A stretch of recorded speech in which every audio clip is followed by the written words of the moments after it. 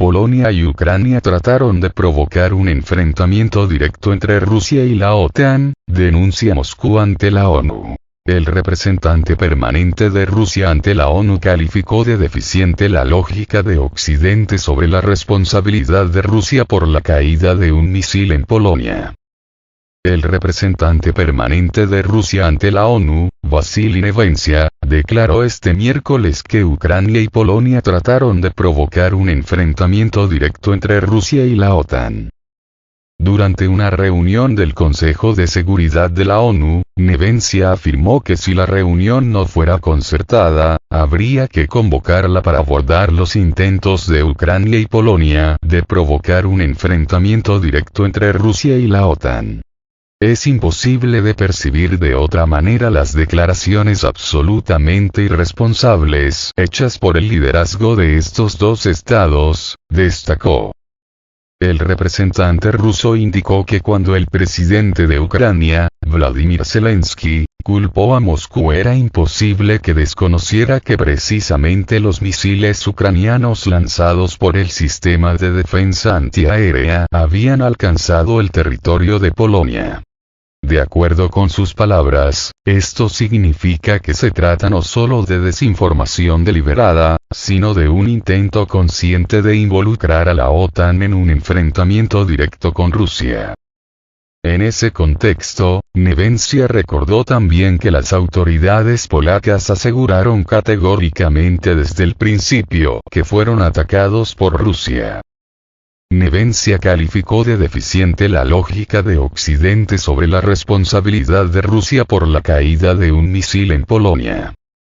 Al mismo tiempo, Nevencia declaró que los sistemas de defensa antiaérea ucranianos tienen mala fama sostenible.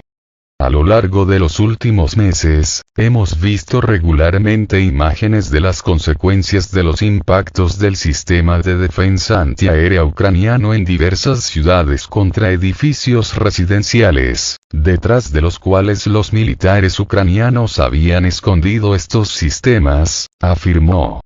El representante ruso detalló que hay intentos torpes de presentar estos impactos como consecuencia de ataques rusos, realizados con armas de alta precisión contra instalaciones militares e infraestructura crítica, mientras que se guarda silencio sobre el hecho de que en caso de que este armamento impactara, no quedaría rastro de los edificios residenciales.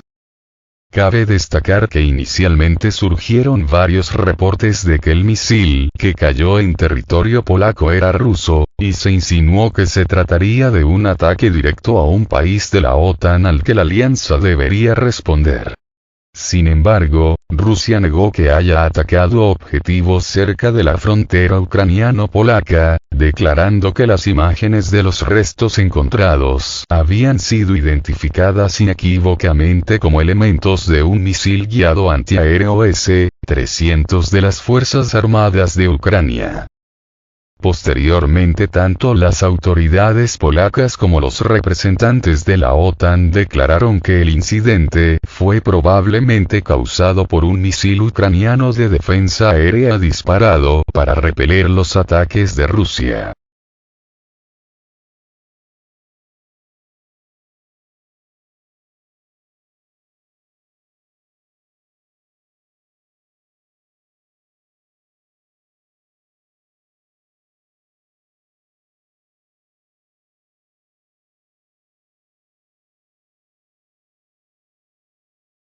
El objetivo de Zelensky es escalar el conflicto para no negociar con Rusia. Luego de que el pasado 15 de noviembre se registró la caída de 2 misiles en territorio polaco, país miembro de la OTAN, Ucrania aseveró, sin prueba alguna, que se había tratado de misiles rusos y llamó a la Alianza Atlántica a responder a la supuesta agresión.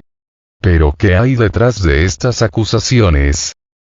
A pesar de los señalamientos de Kiev, este 16 de noviembre el presidente de Polonia, Andrzej Duda, declaró que no hay indicios de que la caída de un misil en Polonia fuera un ataque deliberado contra su país y aseveró que no hay pruebas de que este fuera lanzado por Rusia. Por el contrario, Duda indicó que es muy probable que se trate de un misil antibalístico utilizado por las fuerzas de defensa de Kiev, país que tras los hechos en Polonia se apresuró a culpar a Moscú del ataque.